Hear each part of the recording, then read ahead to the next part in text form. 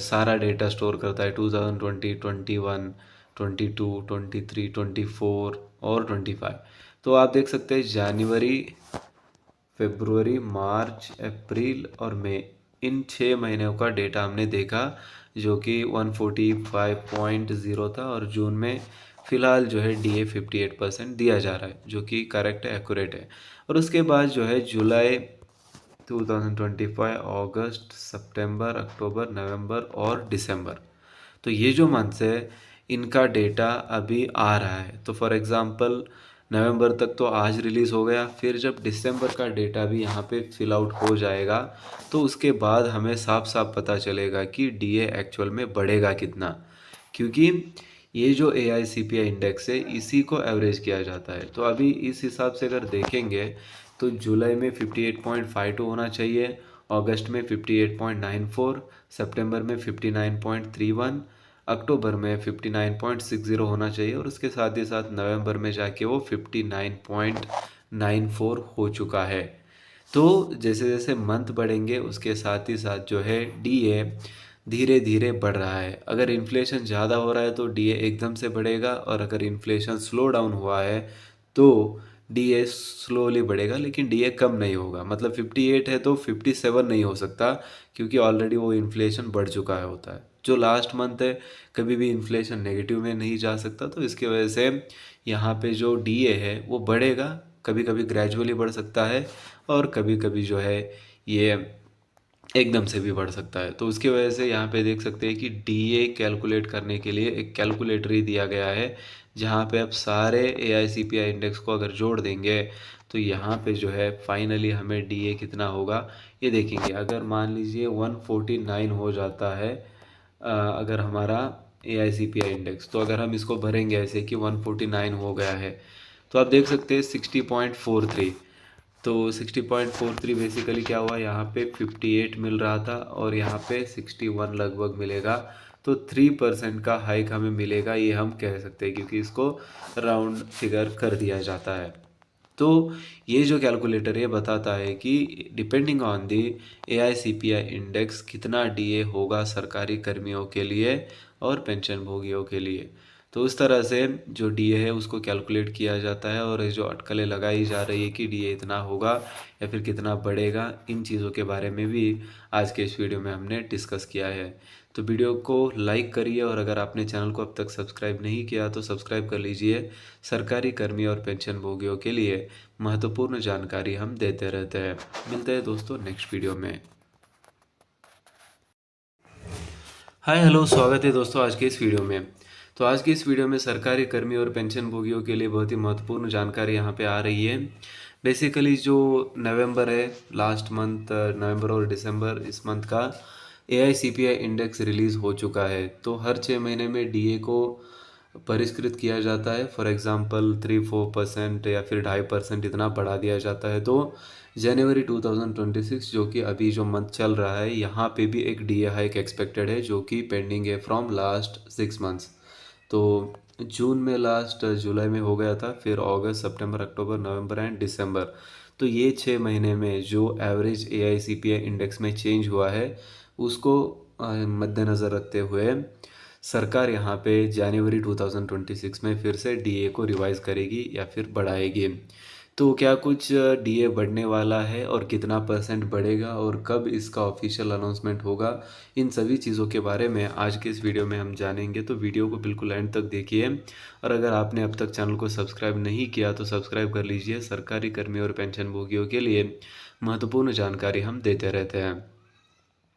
तो आप यहाँ पे देख सकते हैं AICPIN for November 2025 data signals a possible 2% DA hike from January 2026। तो बेसिकली यहाँ पे जो AICPI इंडेक्स है ये ministry of labour and human welfare इनकी तरफ से मेंटेन किया जाता है। तो इसका काम होता है देश में जो महंगाई चल रही है उसको बेसिकली स्टडी करना, और AICPI में क्या चेंजेस हो रहे हैं इसको ही मतलब यहाँ पे प्रेस नोट रिलीज़ किया जाता है। तो उसके बाद देश में महंगाई कितनी चल रही है ये पता चलता है, और उसी पर निर्भर होता है कि DA कितना बढ़ेगा या फिर कितना परिष्करण उसमें होगा।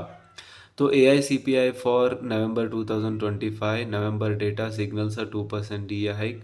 तो यहाँ पे देखिए एक newsletter government of India ministry of labour and employment, labour bureau जिसको कहा जाता है, तो उनकी तरफ से रिलीज़ किया गया है श्रम ब्यूरो ब्लॉक, यहाँ पे देख सकते हैं।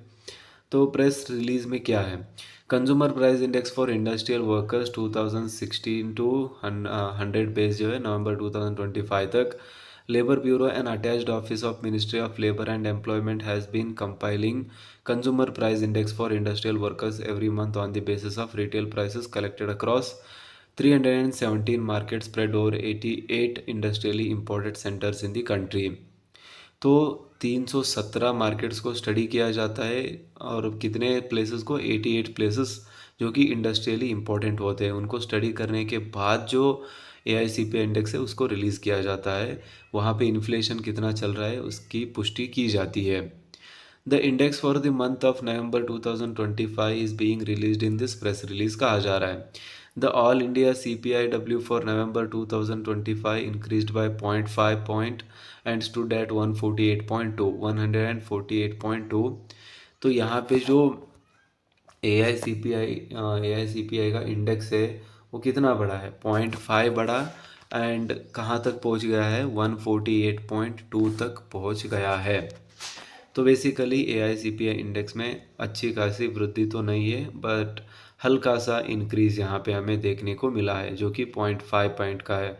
तो 148.2 टोटल हो चुका है। तो year on year inflation for the month of November 2025 stood at 2.56% as compared to 3.88% in November 2024। तो यहाँ पे जो साल दर साल महंगाई कही जाती है जो कि लास्ट टाइम 3.88% थी, यहाँ पे आप देख सकते हैं नवंबर 2024 में, अब वो बढ़कर 2.56% हो चुकी है। तो ईयर ऑन ईयर अगर देखेंगे तो इन्फ्लेशन कम हुआ है, राइट। तो ये चार्ट वही इंडिकेट कर रहा है कि ईयर ऑन ईयर मतलब पिछले साल और इस साल सेम मंथ में कितना इन्फ्लेशन में डिफ्लेक्शंस हुए या फिर कितने चेंजेस हुए हैं, इसको स्टडी किया जाता है। उसे हम कहते हैं YOY, that is year on year inflation based on CPIW general index. और उसके बाद all India group wise CPIW for October 2025 and November 2025 आप देख सकते हैं कि किस सेक्टर में कितने चेंजेस हुए हैं। तो फूड एंड बेवरेजेस की बात अगर हम करेंगे तो अक्टूबर में 151.8 था, 152.8 हो गया है। नवंबर में 1 पॉइंट की वृद्धि कह सकते हैं। पान सुपारी टोबैको एंड इंटॉक्सिकेंट्स में 170.4 था, 169 हुआ है जो कि घटा है। क्लोथिंग एंड फुटवेयर में कोई डिफरेंस नहीं है, 154.6 ही है। हाउसिंग में 137.7 ही है जो कि भी सेम है। फ्यूल एंड लाइट में सेम है, बल्कि 0.1 का डिफरेंस हम देख सकते हैं जो कि हाई हो चुका है। और मिसलेनियस सेम है, 0.1 का परसेंट डिफरेंस है। और जनरल इंडेक्स जो है 147.7 था जो कि 148.2 हो चुका है। उसका बार चार्ट भी हम नीचे से देख सकते हैं उसको, कि हम अक्टूबर और नवंबर में कंपेयर कर सकते हैं, मतलब लास्ट 2 मंथ्स का डेटा यहाँ पे दिया जाता है कंपेयर करने के लिए। तो ओवरऑल अगर देखें तो नवंबर का डेटा आना भी अभी बाकी है, क्योंकि लास्ट 6 महीने का डेटा जब आएगा उसी को कंपाइल करके फाइनल डिसीजन लिया जाता है। तो उसकी वजह से अभी जो DA कितना बढ़ेगा अभी के डेटा से, मतलब जुलाई अगस्त सितंबर अक्टूबर और नवंबर का जो डेटा है, फॉर एग्जांपल ये जो